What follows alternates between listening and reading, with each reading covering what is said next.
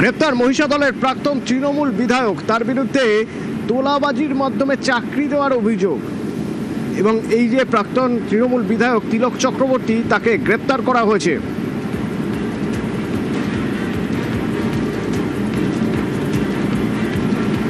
এর আগে আর এক তৃণমূল নেতা, যিনি তৃণমূল বিধায়ক, প্রাক্তন তৃণমূল বিধায়ক তিলক চক্রবর্তী ঘনিষ্ঠ, সেই ছবিলাল মাইতিকে গ্রেপ্তার করে মহিষাদল থানার পুলিশ। তোলাবাজি সহ একাধিক অভিযোগ তার বিরুদ্ধে। 2025-এ সমবায় ভোটে তৃণমূলের হয়ে তৃণমূলের জয়ের পর স্লোগান, সেই স্লোগানে শিশির শুভেন্দুকে নিয়ে কুকথায় গলা মেলান তৃণমূল নেতা।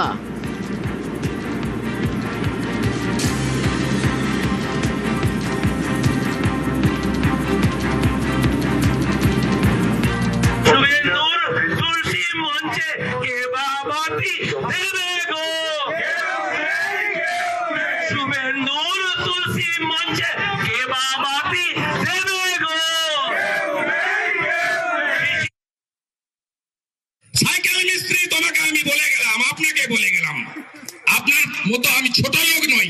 আপনি শুধু আমার নাম বলেননি, আমার পিতৃদেবের নাম বলেছেন। আপনার পার্টির বড় বড় নেতা শিশির বাবুকে দেখলে এখনো প্রণাম করে। এই অর্বাচীন সাইকেল মিস্ত্রি বলে শিশির বাবুর তুলসী তলায় কেবা বাতি দেবে রে। চোর ছবি বলে কেউ নাই, কেউ নাই।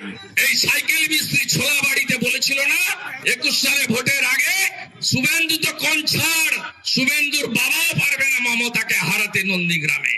হারিয়েছি তো, আবার হারাবো।